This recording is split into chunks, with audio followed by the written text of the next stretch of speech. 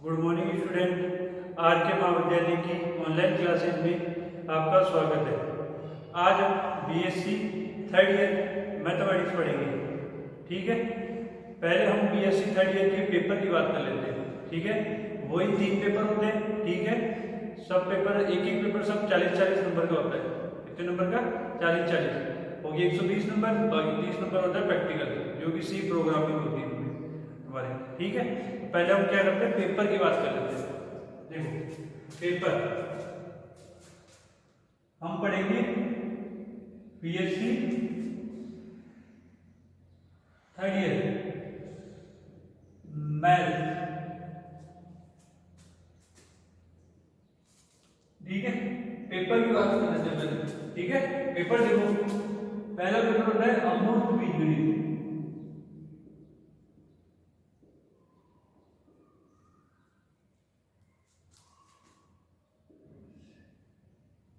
Second paper होता है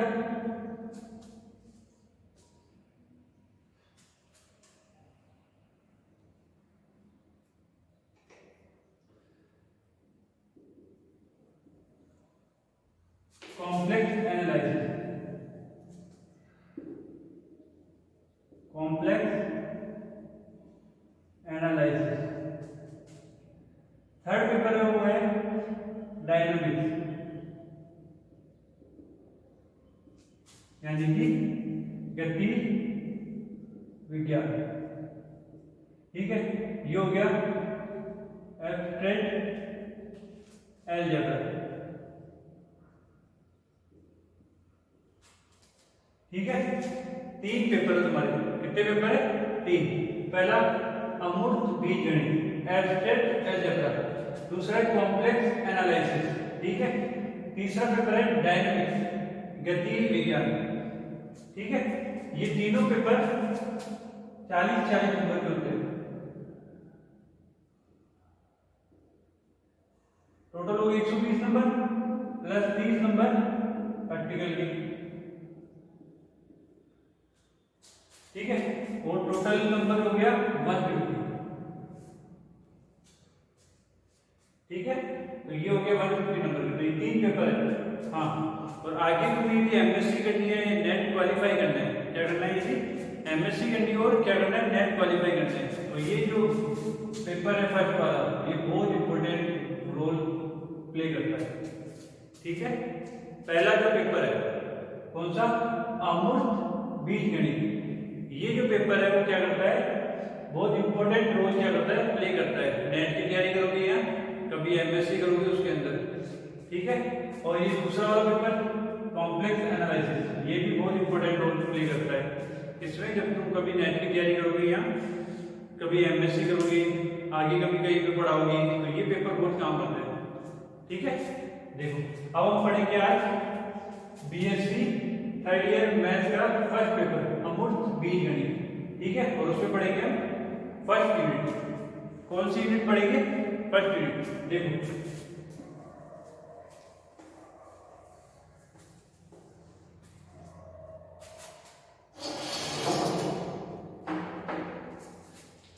BSc third year maths paper first अमूर्त बीजगणित।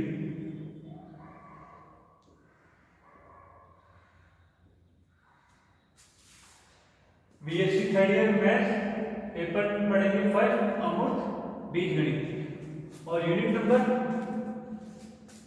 नंबर ही पढ़ेंगे हम फर्स्ट ग्रुप सब ग्रुप, ये पढ़ेंगे। यूनिट नंबर में क्या है? फर्स्ट में ग्रुप सब ग्रुप।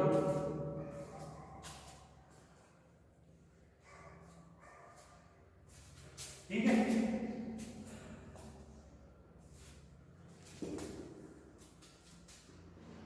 Unit number first.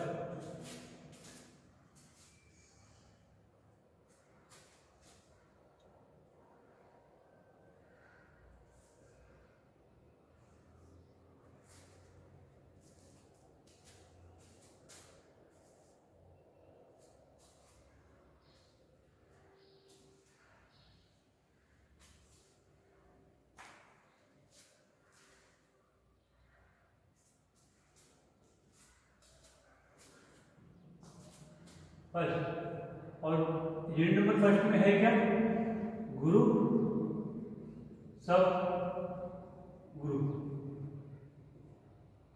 ये टॉपिक है। ठीक है, फर्स्ट चैप्टर, सेकंड चैप्टर और थर्ड चैप्टर, ये तीनों ही क्या है, फर्स्ट यूनिट के अंदर ही है। कौन सी यूनिट के अंदर है, फर्स्ट यूनिट के अंदर। ठीक है, देखो अब हम बात करते हैं ग्रुप सब ग्रुप, फर्स्ट चैप्टर की बात करते हैं।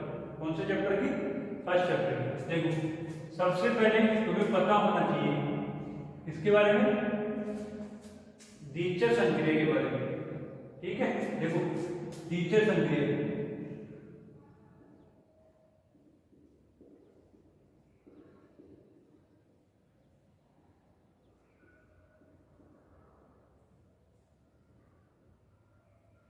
द्विचर संक्रिया क्या होती है,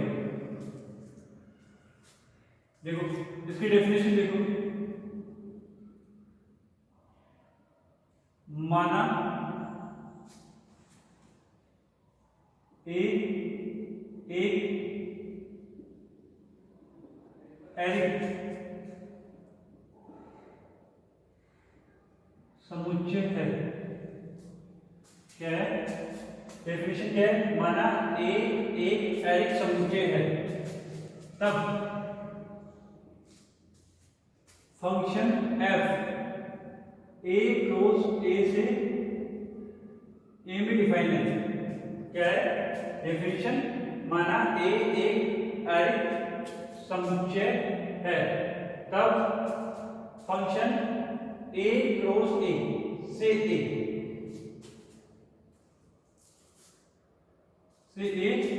such that f a b equal to c, a b and c belong to a। क्या माना a एक अरिक्त समुच्चय है, तब फंक्शन a क्रॉस a से डिफाइन है a b, such that इस प्रकार कि फंक्शन a कोमा b लूंगा, ये मतलब a का एलिमेंट a लिया मैंने यहाँ पे और a का एलिमेंट लिया मैंने b, तो आंसर है c। तो तीनों एलिमेंट किसके होने चाहिए, a के होने चाहिए, किसके होने चाहिए, a के होने चाहिए। ये a भी a का होना चाहिए, b भी a का होना चाहिए, और जो रिजल्ट आएगा वो किसका होना चाहिए, a का होना चाहिए। तब क्या कहलाता है, तब ये जो संक्रिया है ये वाली, ये जो संक्रिया है ए क्रॉस ए से ए में, ये क्या कहलाती है, द्विचर संक्रिया कहलाती है। तो ए पर द्विचर संक्रिया या द्वि-आधारी संक्रिया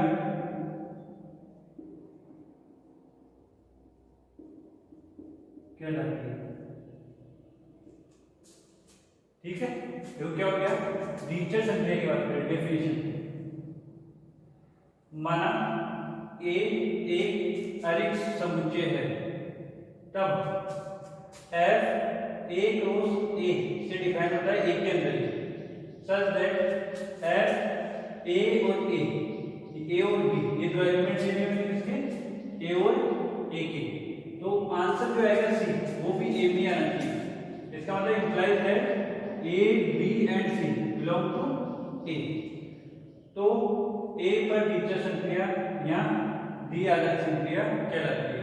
ये जो चीज है ना, ये क्या कहलाती है, ए पर द्विचर संक्रिया या द्वि-आधारी संक्रिया कहलाती है। एग्जाम्पल देखो,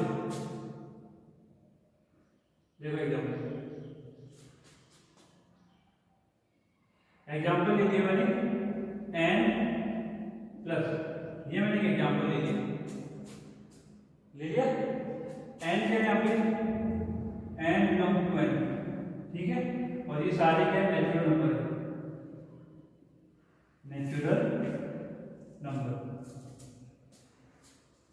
देखो n मैंने नेचुरल नंबर ले लिए और उसके साथ द्विचर संख्या क्या लिखी मैंने, प्लस की, ये द्विचर संख्या है। द्विचर, द्विचर का मतलब क्या, दो चरों के मध्य संक्रिया, दो चरों के मध्य संक्रिया, यानी संक्रिया का मतलब होता है ऑपरेशन। इसको इंग्लिश में लिखना चाहो तो इंग्लिश में लिख सकते हो, इंग्लिश में इसको लिखते हैं द्विचर संक्रिया, संक्रिया का मतलब ऑपरेशन होता है।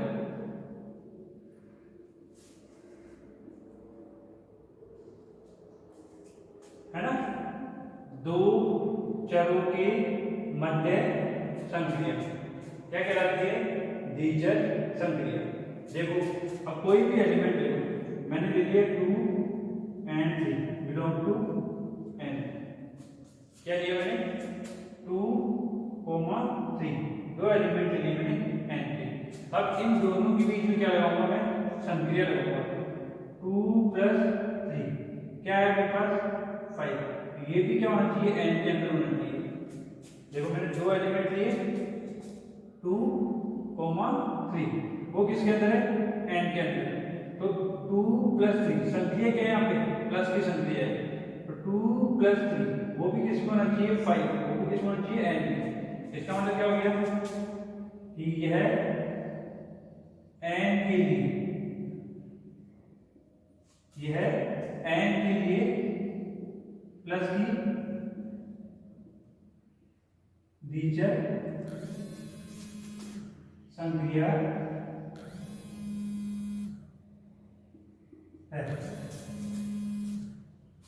आया तो समझ में, है ना। आगे देखो,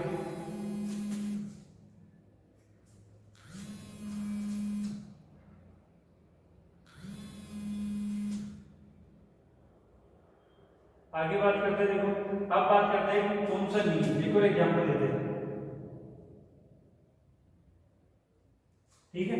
अब मैं लेता हूं n -1, ओनली -1, n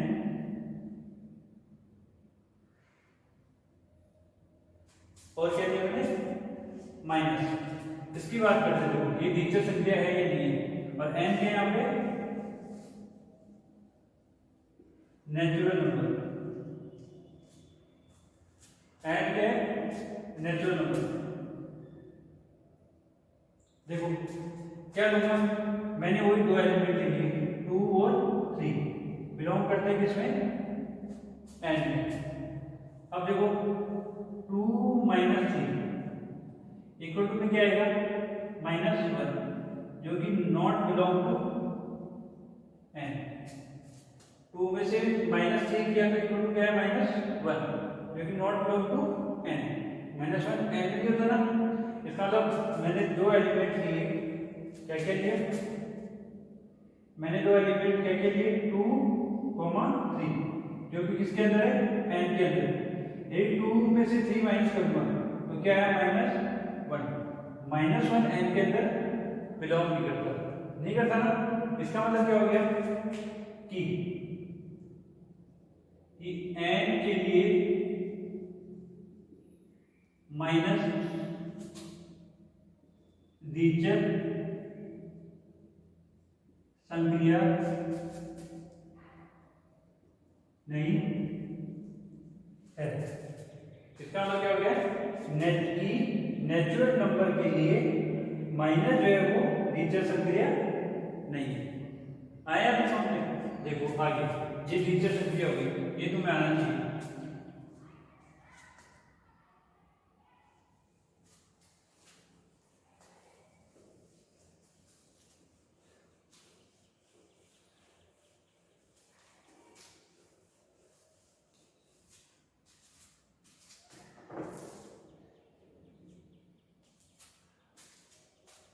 अब देखो अगला जो टॉपिक है वो है बीजीय पद्धति।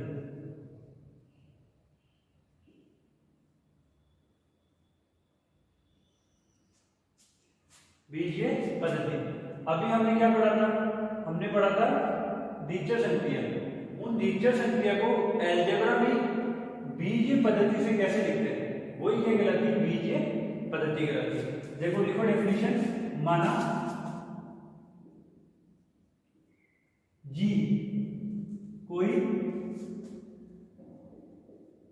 एरिक समुच्चय है। क्या माना, बीजीय पद्धति, माना जी कोई एरिक समुच्चय है तथा माना स्टार जी के अंदर कोई, माना स्टार जी के अंदर कोई द्विचर संक्रिया है, संक्रिया है, तो जी स्टार को, देखो क्या बोला, माना जी कोई, जी है ना, जी कोई एरिक समुच्चय, एरिक का मतलब कोई ना कोई एलिमेंट होना चाहिए उसके अंदर, एरिक का मतलब समझो ना, ठीक है, नल सेट नहीं होना चाहिए।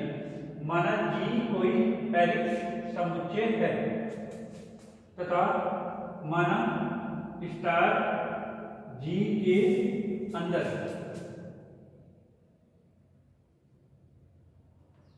माना स्टार जी के अंदर कोई द्विचर संक्रिया है, तो जी स्टार को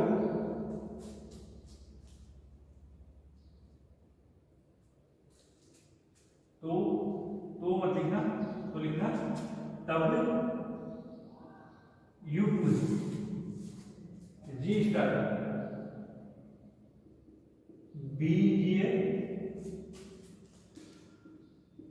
पद्धति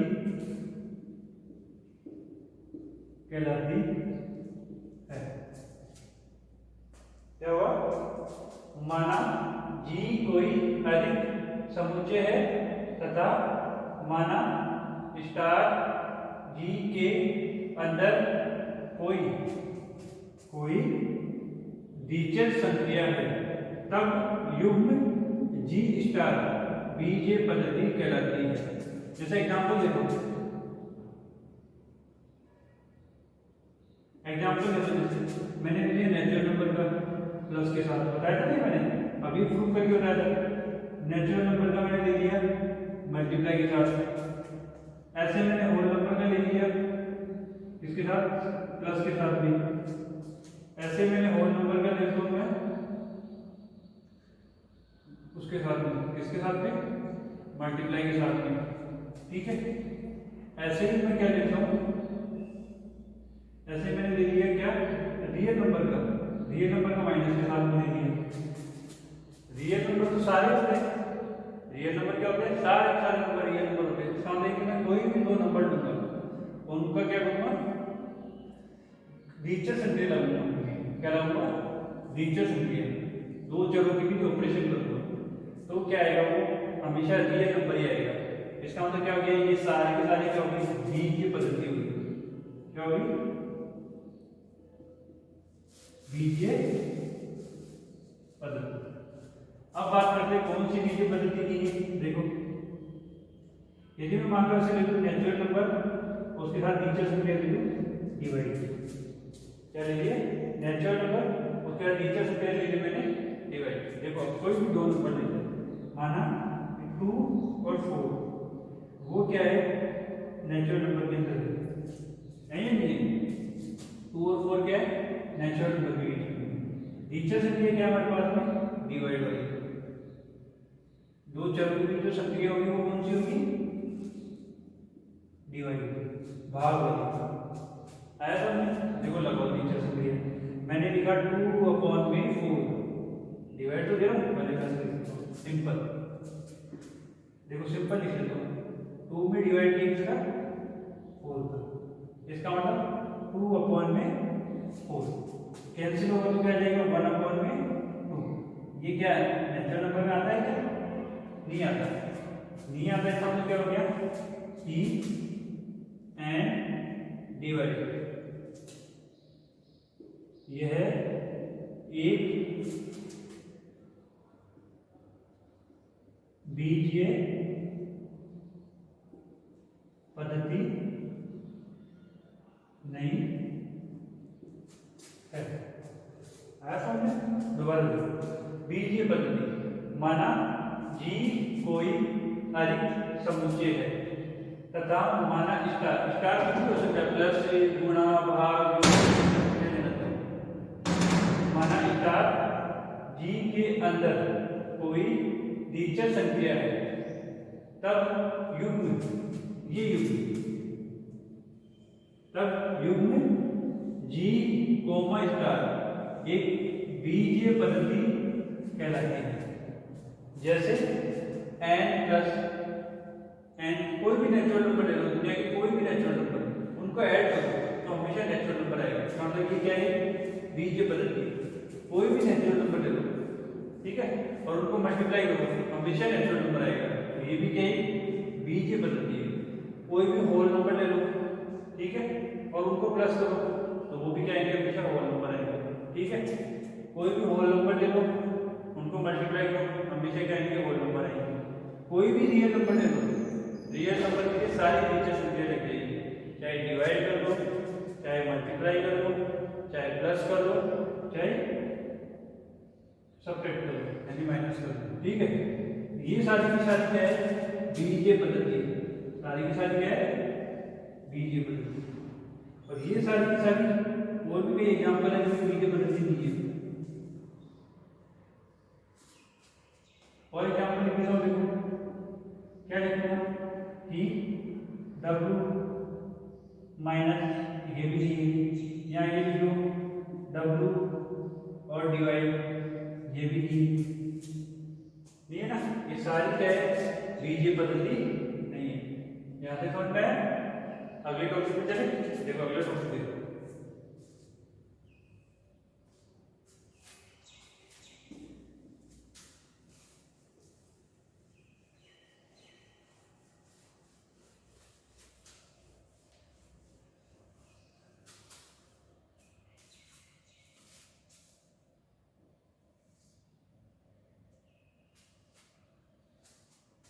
अगला टॉपिक देखो, लूप।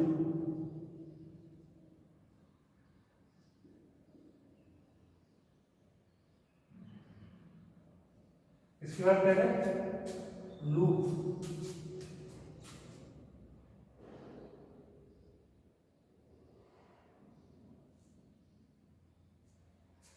देखो लिखो लिखो, माना जी एक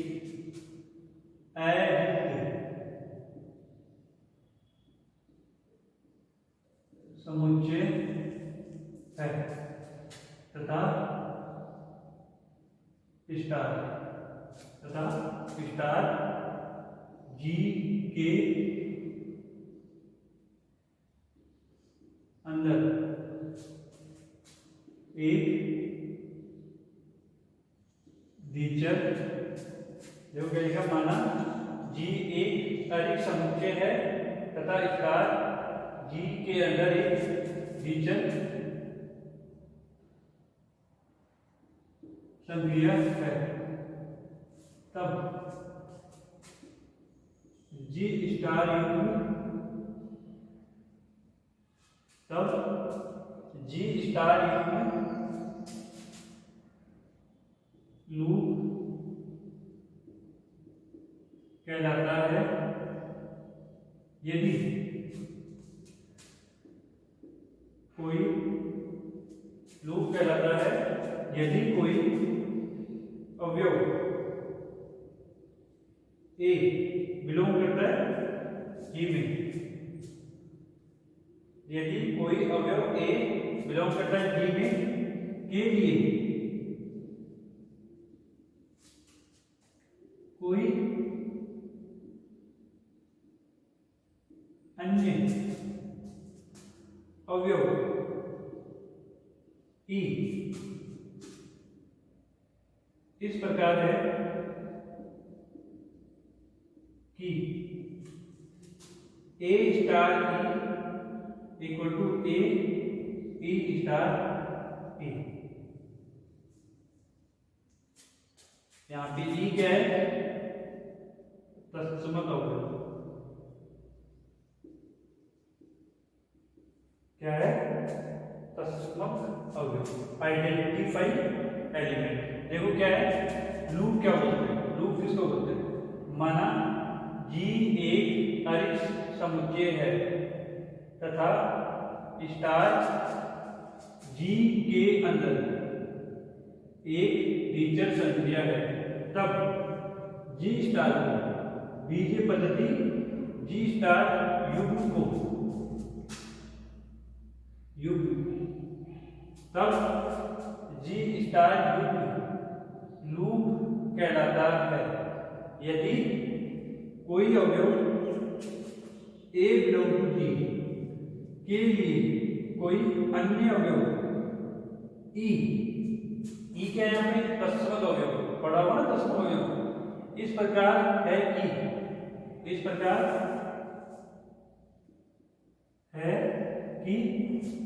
ए स्टार ई के साथ टीचर संख्या और ए के साथ टीचर संख्या आना क्या चाहिए? ए आना चाहिए। तो क्या कहलाता है? वो लूप कहलाता है। और ई यहाँ पर क्या है? ई क्या है यहाँ पे?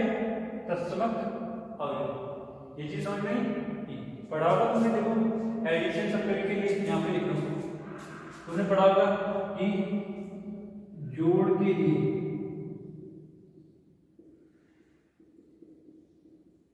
तत्समक अवयव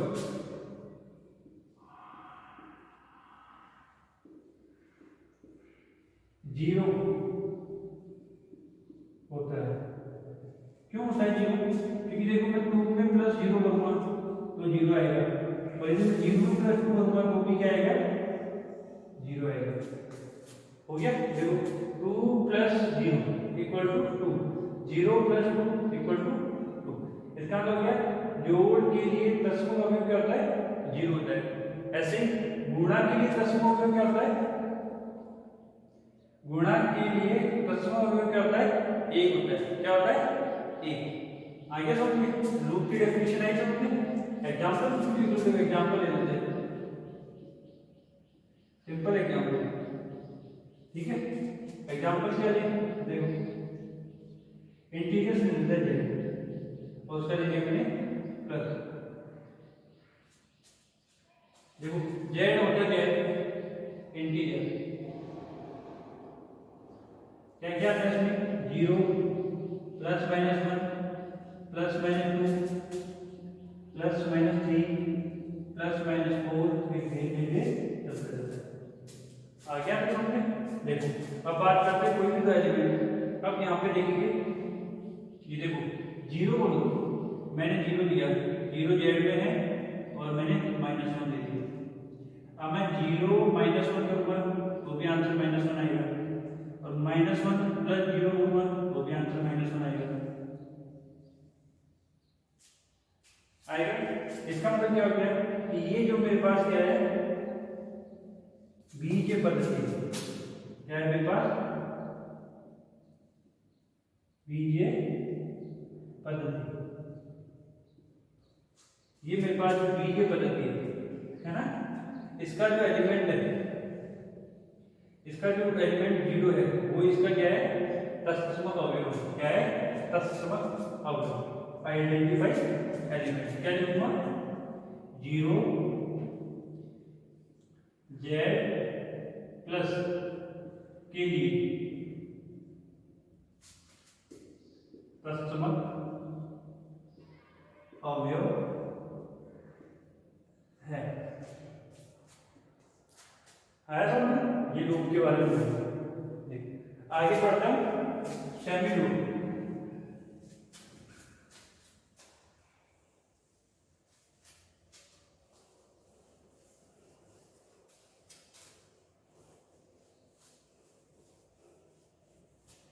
हाँ, ये बात भी ध्यान रखना, तुम सोच रहे हो कि डेफिनेशन क्यों करवा रहे हैं? जब तक तुम्हें डेफिनेशन क्या नहीं रहेगी, याद नहीं रहेगी, जब तक तुम्हारी डेफिनेशन क्लियर नहीं रहेगी कि डेफिनेशन का मतलब क्या है, तब तक तुम्हें चैप्टर आगे समझ में नहीं आएगा, नहीं अलजेब्रा समझ में आएगी। अलजेब्रा समझने के लिए तुम्हें क्या करना पड़ेगा, ये डेफिनेशन कंटेस्ट करनी पड़ेगी, याद नहीं करनी पड़ेगी, समझनी पड़ेगी। डेफिनेशन समझ में आ गई और उसके ऊपर एग्जाम्पल बनाना तुम्हें आ गया, तो अलजेब्रा बिल्कुल ईजी है। अलजेब्रा बहुत काम होती है, हर पेपर के अंदर 70% या 50% तो मान के चलो अलजेब्रा है। ठीक है, देखो आगे डेफिनेशन देखो। अब आगे की डेफिनेशन की बात करते हैं सेमी ग्रुप।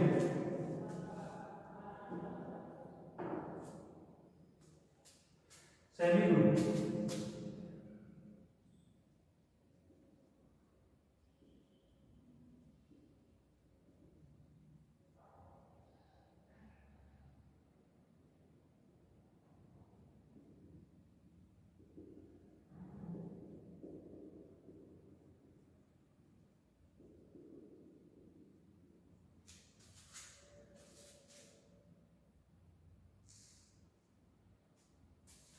देखो, सेमी ग्रुप की डेफिनेशन देखो, माना जी एक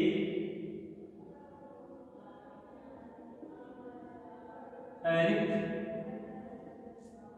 समुच्चय है।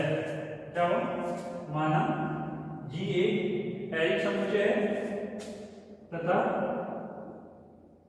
स्टार जी के अंदर एक द्विचर संक्रिया है। क्या है, द्विचर संक्रिया है। तब युग्म जी स्टार यदि, तब युग्म जी स्टार यदि साहचर्य के नियम का पालन करता है।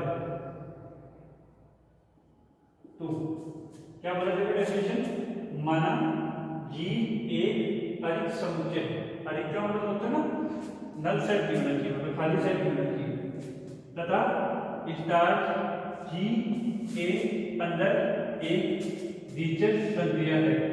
तब युग्म जी स्टार यानी बी के पद्धति लिखना, जो बी के पद्धति लिखो नहीं, युग्म लिख लो, या बी के पद्धति लिख लो ना। तब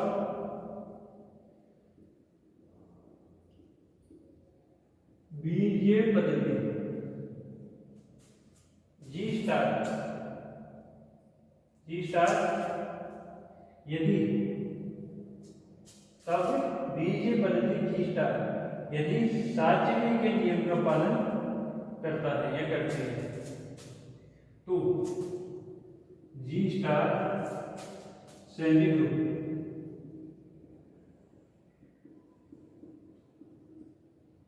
कहलाती है। क्या बोला, यदि साहचर्य के नियम का पालन करती है तो जी स्टार सेमी ग्रुप कहलाती है। ठीक है, देखो जैसे मैंने भी कोई ग्रुप ले लिया जी स्टार, ये ले लिया मैंने एग्जाम्पल में समझा रहा, ये क्या है, बीजीय पद्धति है। क्या है, बीजीय पद्धति आया। जी स्टार क्या है, बीजीय पद्धति। कोई दो एलिमेंट ले लिए, तीन एलिमेंट ले लिए, ए बी और सी, जो कि बिलोंग करते हैं किसमें, जी में। तो क्या होना चाहिए, साहचर्य के नियम वो होना चाहिए सेटिस्फाई। क्या होना चाहिए, वो ए स्टार बी पर ब्रैकेट, फिर उसके साथ में स्टार सी इक्वल होना चाहिए ए star bracket B star c के।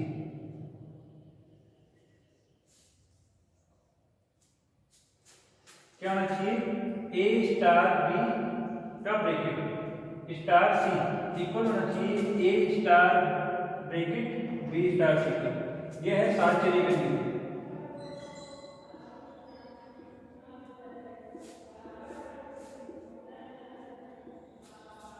यदि साहचर्य का नियम क्या करता है, ये जो बीजीय पद्धति है, यदि साहचर्य का नियम को पालन करता है तो वो क्या कहलाता है?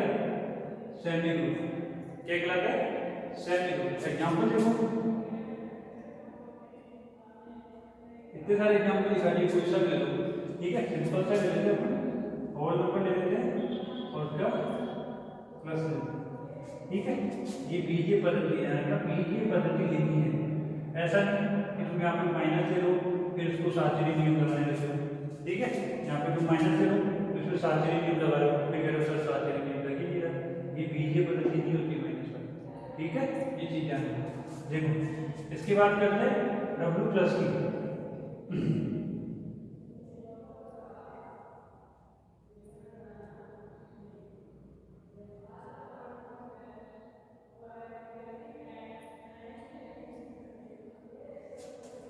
देखो कोई भी मैंने 3 एलिमेंट लिए 0, 2 और 3, वो बिलोंग करते हैं किसमें?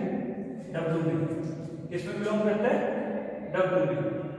0, 2 एंड 3 मैंने 3 एलिमेंट लिए, किसमें बिलोंग करते हैं? डब्ल्यू में। अब चेक करेंगे साचरी नियम। देखो साचरी नियम से क्या हो जाएगा?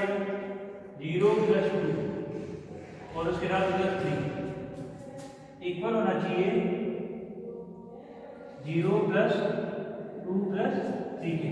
देखो 0 + 2 कितना हो गया? 2 + 3, इधर 0, 2 + 3 5, 2 + 3 5 = 5 इक्वल आ रहा है। इसका मतलब क्या हो गया? डब्ल्यू प्लस जो है वो क्या हो गया? सेमी ग्रुप हो गया। क्या हो गया? Semi group. आया समझ में?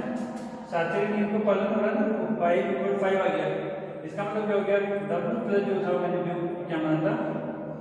बीजीय पद्धति मानी थी, वो क्या होगी? सेमी ग्रुप हो गया। यहाँ तक आ गया समझ में? ये होगी सेमी ग्रुप की डेफिनेशन। आगे देखो, आगे हम पढ़ेंगे मोनोइड।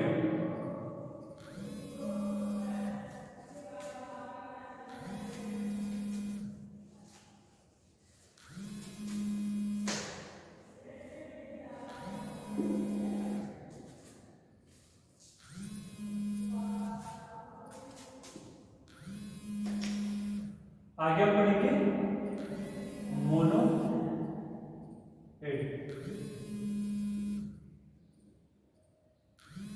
डेफिनेशन देखो इसकी। अब क्या पढ़ेंगे हम? मोनोइड। डेफिनेशन देखो।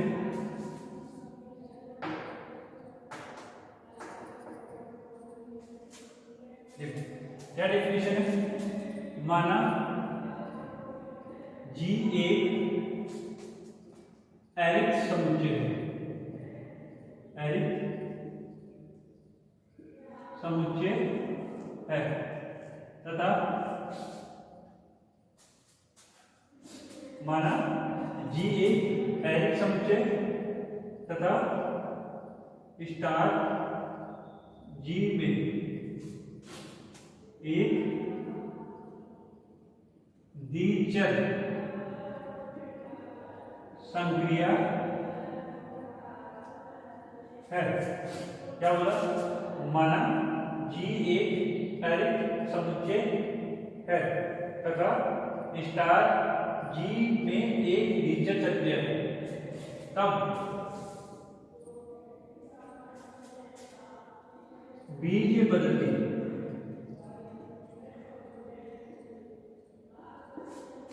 G स्टार मोनोइड, तब बीजीय पद्धति G स्टार मोनोइड कहलाती है। क्या कहलाती है? मोनोइड कहलाती है यदि एक अवयव ए G में इस प्रकार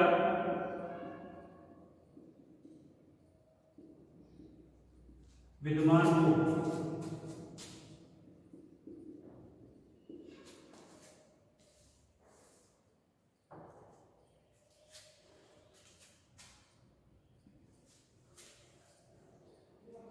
सही से लिखो ना, ई के लिए क्या कहलाता है? माना जी एक अधिक समुच्चय है तथा स्टार जी में एक द्विचर संक्रिया है, तब बीजीय पद्धति जी स्टार मोनोइड कहलाती है। यदि प्रत्येक ए बिलोंग टू जी के लिए, क्या बोला? यदि प्रत्येक ए बिलोंग टू जी के लिए, ए मतलब कोई सा भी एलिमेंट हो सकता है, तो ए बिलोंग टू जी के लिए एक अद्वितीय अवयव ई, अद्वितीय मतलब समझो ना, अद्वितीय मतलब जो तुम देख रहे हो, मैं जैसे हूं तो मैं अद्वितीय हूं, मैं ही हूं और कोई नहीं है, वैसे ही अद्वितीय अवयव ई है। उस ग्रुप के अंदर या उस बीजीय पद्धति के अंदर ई जो है ना वो एक सिंगल एलिमेंट होगा, ठीक है? उसके अलावा ऐसा कोई एलिमेंट दूसरा उसके अंदर नहीं होगा। क्या लिखा?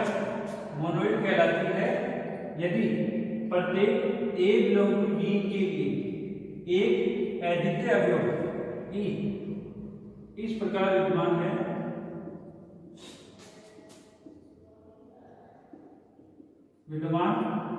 है कि ए स्टार ई इक्वल ए और ई स्टार ए।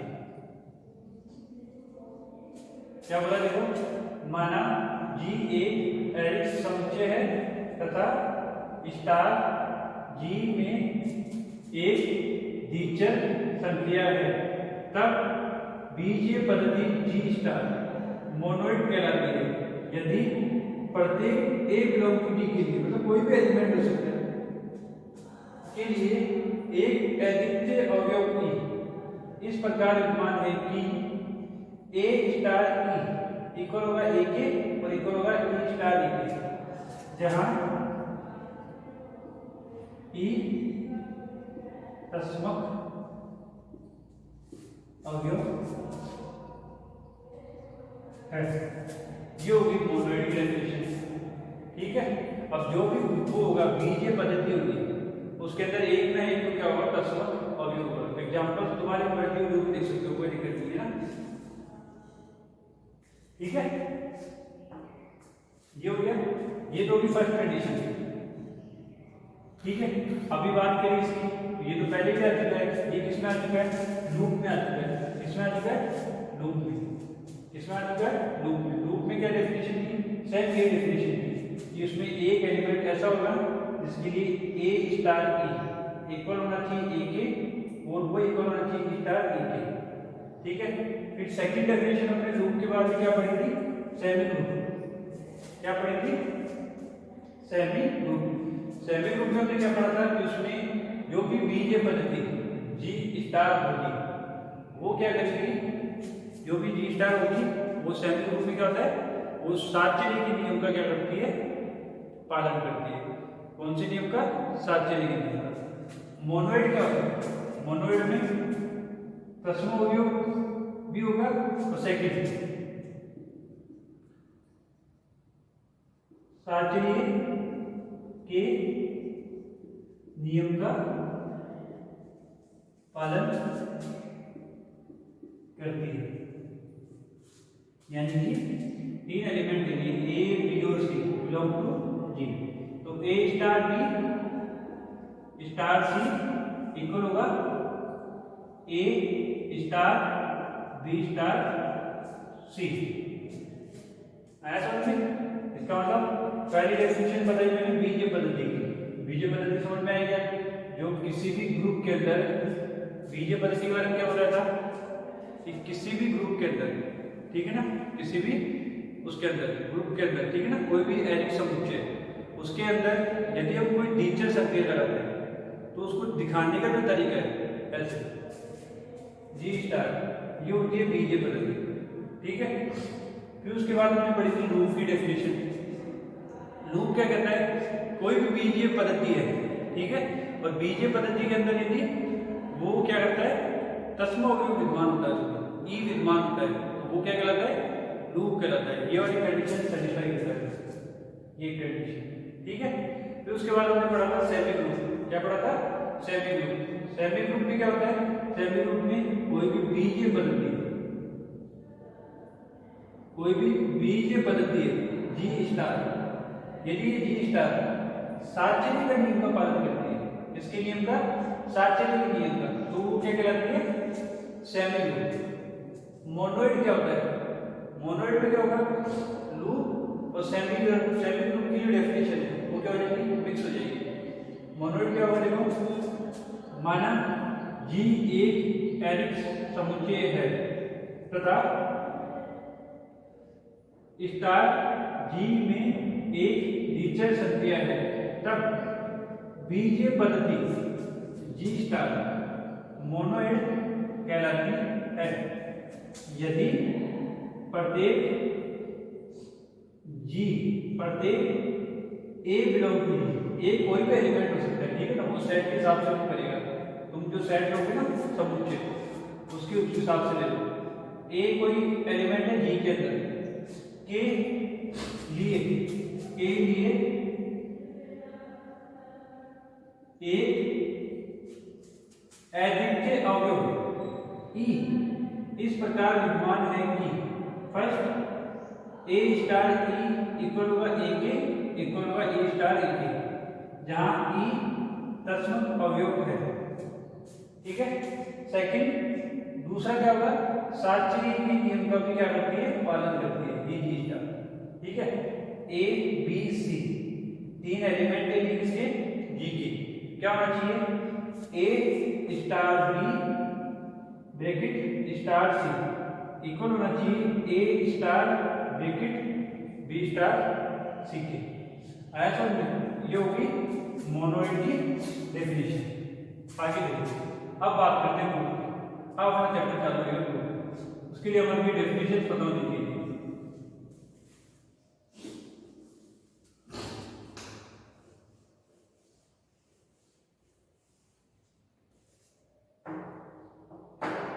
अब अपना चैप्टर चालू होगा,